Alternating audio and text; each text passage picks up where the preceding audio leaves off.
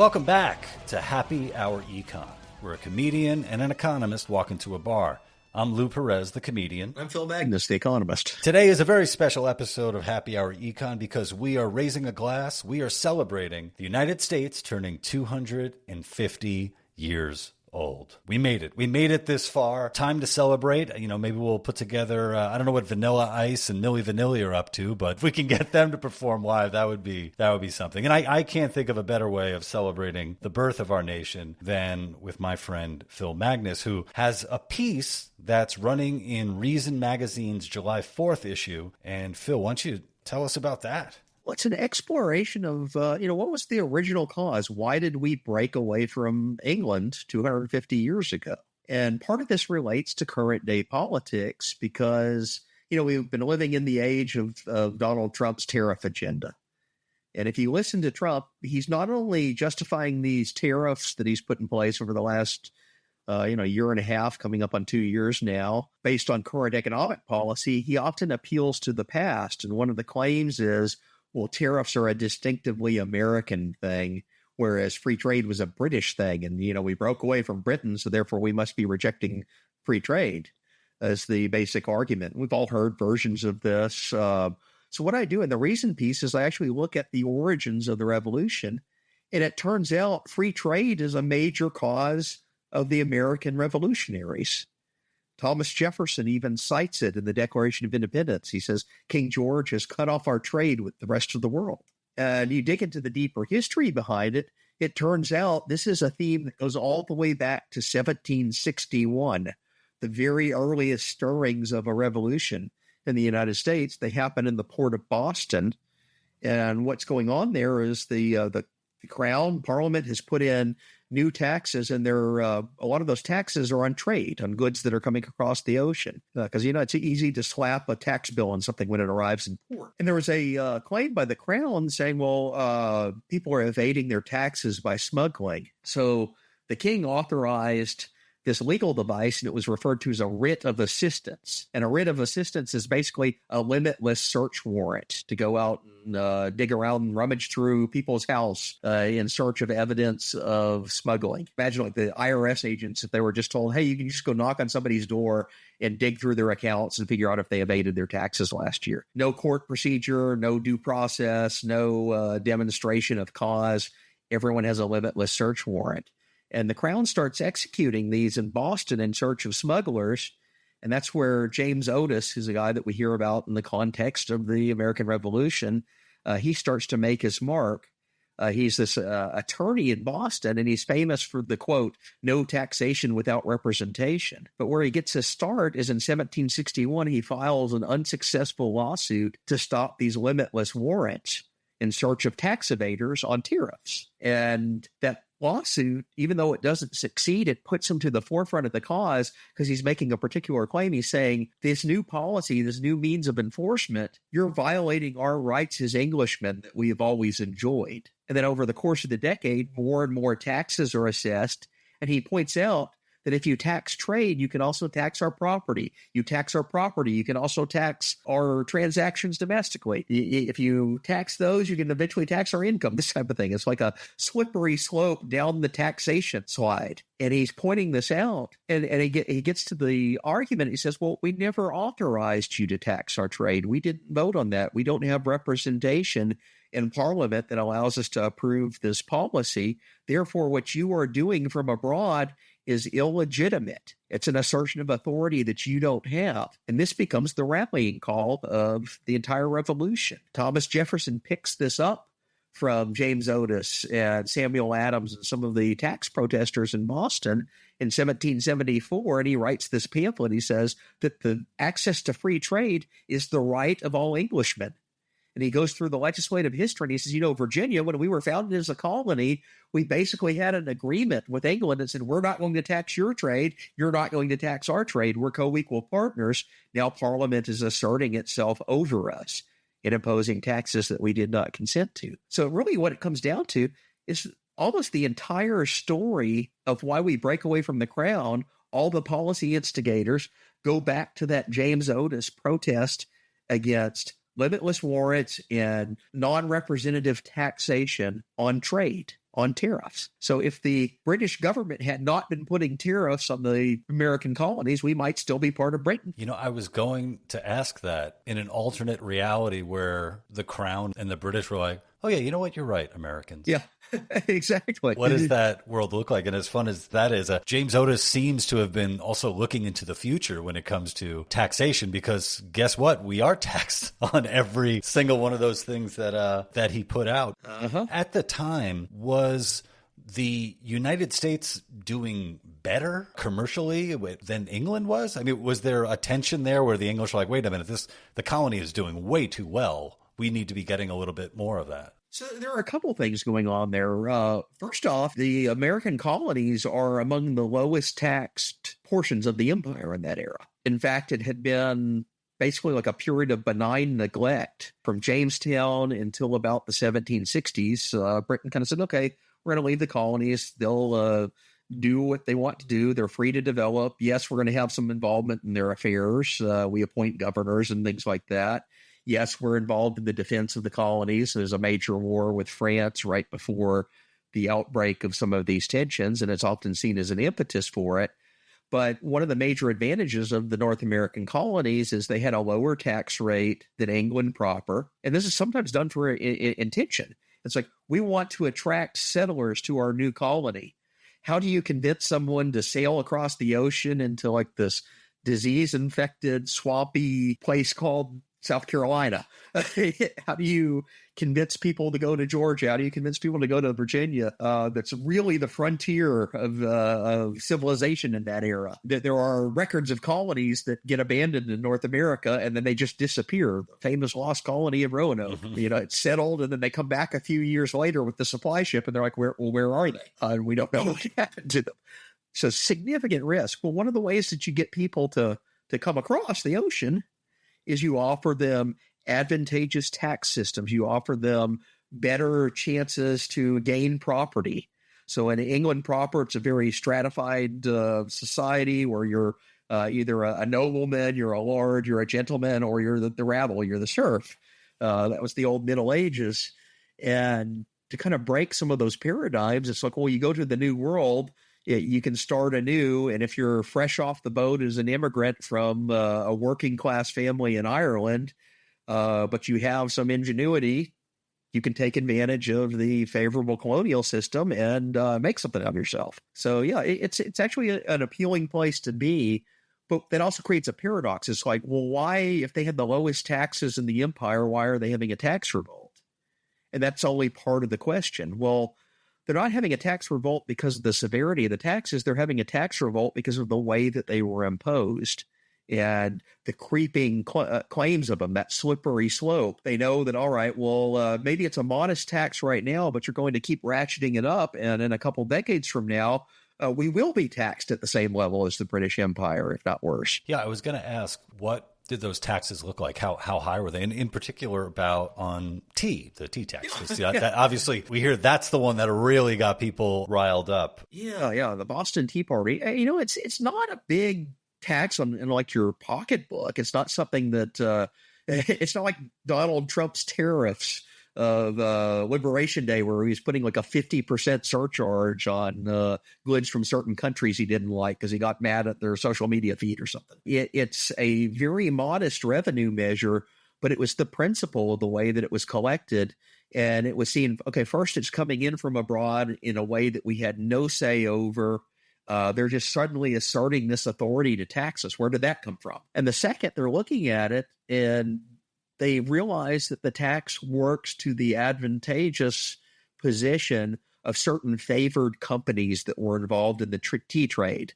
In other words, companies that were chartered by the Crown, maybe had members of the British Parliament on their boards. It's a really kind of a racket. It's a mercantile racket rather than a market. And they're asking, well, wait a minute. You're saying not only are you taxing tea that's coming into the colonies, but we have to buy this certain type of tea from this certain company whose director is the nephew of a prominent politician. That doesn't look all that above the board. And they're like, well, why can't we get our tea from other countries that are offering it to us at cheaper? And They said, oh, no, that's forbidden. That's banned by the Navigation Act. So that's banned by this restriction on trade. All trade must go through London or else it cannot go out to the European continent.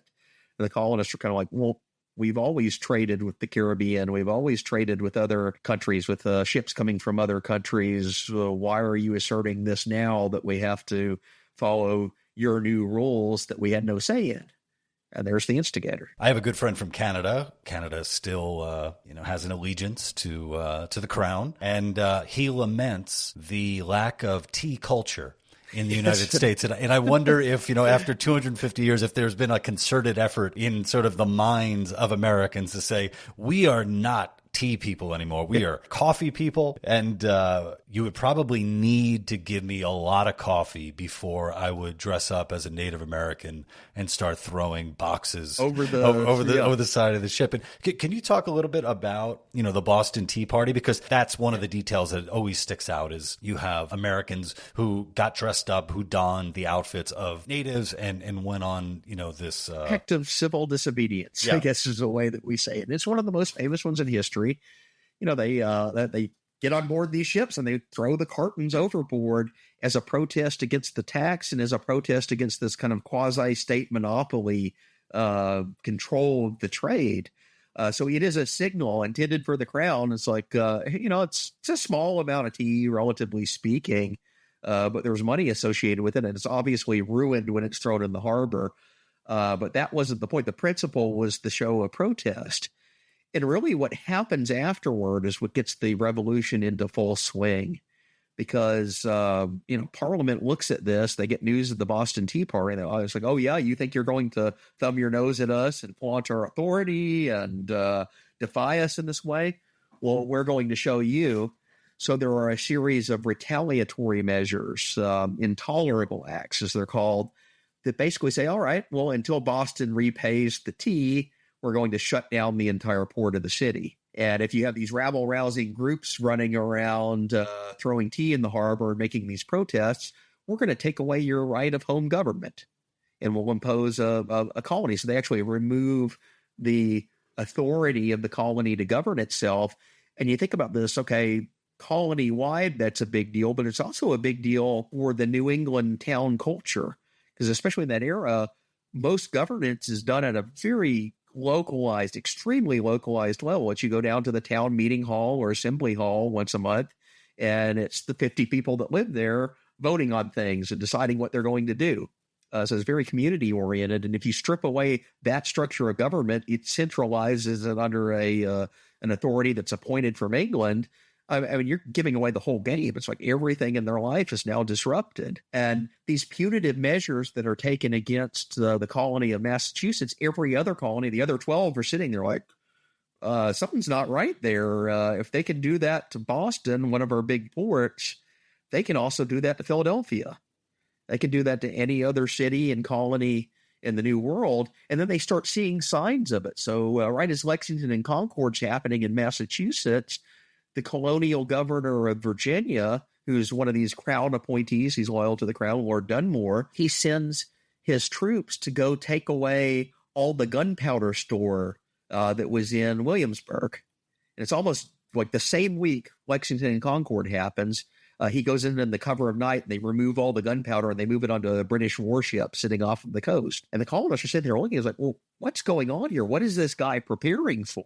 Well, it's a sign that what is happening in Massachusetts could be coming here as well, that the crown is getting ready to enforce its authority through military means rather than through some political discourse.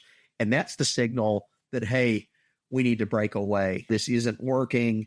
This is pure flex of authority from abroad over us in a violation of our rights. So all the other colonies start to bind together and they follow suit. I'm just wondering how that information got passed around, because right now, I mean, I could text you and say, like, hey, man, the British are doing some wild stuff. Right. As distant as people were, and it would take, weeks to get from point A to point B. This information, though, was getting around. Oh, indeed. And you could see it in the newspaper reports based on the date when they travel down the coast or up the coast.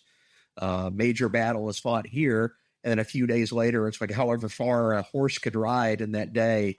If it makes it from New York to Philadelphia, then Philadelphia prints it, and then it makes it further down the coast. So it's really interesting that is playing out. And you see, because the war itself, the revolution, is fought all up and down the entirety of the colonies. There are major theaters in New York and New England. There's also a major theater in the Carolinas. And there are different successive parts of the campaign, and the armies pivot to respond to each other. So it's moving pretty quickly. Now, of course, you also have across the Atlantic, that's a multi-week journey at its absolute fastest for news to arrive from London or vice versa. So you have that information shield around there. And sometimes it tempers things down. Sometimes it accelerates it. It's like the latest news arrives from London that the Crown's ready to make some concessions, but they arrive in a powder keg that's happening here in Boston or vice versa. So, the time pattern it's a really interesting dimension of it. I mentioned the Williamsburg gunpowder incident. That happened almost the same week as Lexington and Concord, but the word had not arrived from Lexington and Concord that these battles had just been fought yet. That's so insane. That's so crazy. And, to remind our listeners, I mean, you're a historian, so it must be such a fun, interesting ride to look at primary sources from the time, to be able to actually look at newspapers and and journals and letters and all that. Well, yeah, the old documents, that's the fun one, because Lord Dunmore, when he seizes the gunpowder material, of course, everyone in town is like, dude, what are you doing? This is our defense as a colony. I mean, it's kind of like a Second Amendment origin story in here as well. This is gun control 1775 style. Take away the gunpowder and they no longer have guns and armaments. They moved it on a warship. So you read the newspaper and the colonists are kind of like, well, dude, what the hell? Why are you taking away our guns or our self-defense? And then they accuse him and say, oh, well, you're serving the crown. And then the governor comes back and he says, no, I'm doing this for your own protection because I caught rumors of a slave revolt. Oh, wow. And it's like completely made up nonsense. There was no slave revolt, but he wanted to stoke that fear. And then the word arrives that this battle was broken out in Lexington and Concord. And everyone in Virginia is like, oh, we know what's up. You were lying to us. So they really start to protest. And this Governor Dunmore, he gets so scared of the backlash he's receiving because the legislative branch, the House of Burgesses, is trying to come together and assert its authority against the governor. And the governor's like, well, no, I'm going to suspend the legislature's authority. So that's just a further poke in the eye. Eventually, it gets to the point where he knows the population is turned against him. So he flees in the middle of the night and he moves on board his warship. And he spends like the rest of the year sitting out in this warship in the middle of the river, pretending to be governor of the colony, except there are a couple of recorded instances. Sometimes he gets in a little rowboat and he gets all his servants to take him back to land to have afternoon tea at his plantation a little further up the river until the American patriots, they catch word that he's doing this. So they send a raiding party out at the plantation. So there's the revolt against tea. He definitely could have used some better propagandists. I would imagine if there was Twitter at the time or X at the time, you see these tweets come out and then you look for where they're coming from. It's like, oh, they're coming from the UK. Yeah. Okay. Yeah. We really do have such a rich history for just being a nation of 250 years. Obviously, with that comes interpretations of what happened in the past and why it happened in the past. And Representative Alexandria Ocasio-Cortez, AOC, had an interpretation about the American Revolution. She said, America was founded. You look at Thomas Jefferson writing to Madison in revolt of British aristocracy. The American Revolution was against the billionaires of their time.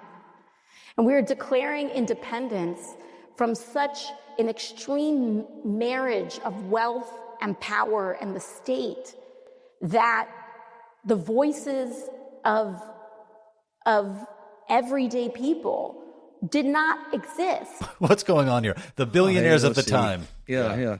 Well, I think this is a classic case of, it's a syndrome that you see in the socialist world. if your only tool is a hammer and sickle, everything looks like a proletarian revolution against the billionaires. And what AOC is doing is she's trying to shoehorn this modern socialist inequality narrative into the American founding. The interesting thing is, you look at the American founding, a lot of the major figures that we see of that era are extremely wealthy individuals. The classic case is Robert Morris, who's one of the major financiers. And he's involved. He's a delegate to several of these conventions, is involved in the early formation of the United States. He's also one of the wealthiest men in North America. And he uses his personal fortune to essentially sustain the credit of the new breakaway government at multiple different points, and loses a lot of his fortune in the course of this. So it's like a billionaire is actually subsidizing the revolution in that respect. So there's one area that AOC is completely backward, but the other part of the American Revolution, there are also obviously not billionaires that are fighting it, but they're fighting on a common cause. The Minutemen out there in Lexington and Concord are not the wealthy elite of Boston, but they were acting on behalf of John Hancock as one of the people that he was a major wealthy shipper in Boston that had been fighting some of these restrictions on his trade, had been accused of smuggling. Well, one of the reasons that they have the battle is because the British are dispatched to arrest him and other people that are seen as instigators and to take their arms away. And it's like, no, the local town militia comes out with guns and says, you cannot do that. So this attempt to like divide the American Revolution into this weird Marxian class warfare, it's a crackpot conspiracy theory motivated by her current politics. And also, one of the things that you hear over the years is the rich will send the poor to go fight their wars, and the poor will die in the wars of the rich. But meanwhile, every single signatory to the Declaration of Independence put his name out there, and if we didn't win, guys, they would all have been hanged. That was Benjamin Franklin allegedly had this quip at the end of the signing of the Declaration of Independence, as to when they had bound their lives and fortunes in sacred honor together. That's what the text says. Franklin stands up and says, well, they're either going to hang us together or we'll all hang separately. We're in this now. This is for real. And there are numerous documented instances of signers of that document that are targeted. Their houses and estates are burned. Their land and property is confiscated. Some of them face arrest or have to go into hiding and flee to the countryside. They actually do pay for it in substantial material ways. Some do not survive the revolution itself. You're committing treason against the crown. You're committing an act of revolt against the most powerful empire on earth. You don't do that as like this weird, just strict economic motivation. There has to be something deeper to it. And it comes down to a philosophical principle of what a free society, a self-governing society looks like. That makes them actually take that step. And I find it so interesting, the relationship with France, because, Americans fought for the crown against the French. But then when the opportunity came for the Americans to be fighting against the British, the French came and said, all right, well, we're here. And we have to be thankful, because if it wasn't for the French, we'd be speaking English. Yeah, and this is a part of the story. It really is an international war, although, the core of it is fought on the continent. But France sent troops.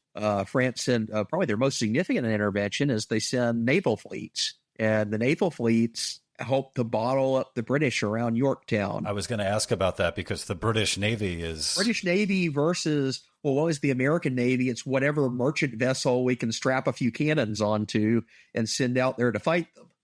And it's this little scrappy North American Navy versus this giant naval empire. But you throw France into the equation, here's someone who can go head-to-head with them and that can sail a fleet across the ocean to strategically engage and then allow the land forces of the Americans to win the battle, because the British are now either cut off or they're boxed in.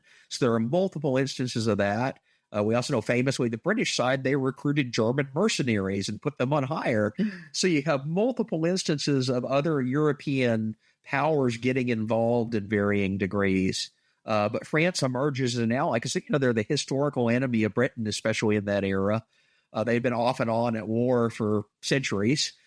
And this is like, oh, well, someone's challenging Britain. They're going to weaken them. We should get in on that action too. So, they dispatched their fleet. They send military assistance. Well, it's been 250 years. I don't know when the next revolution will happen. But until then, this has been Happy Hour Econ. We will see you next week. God bless America.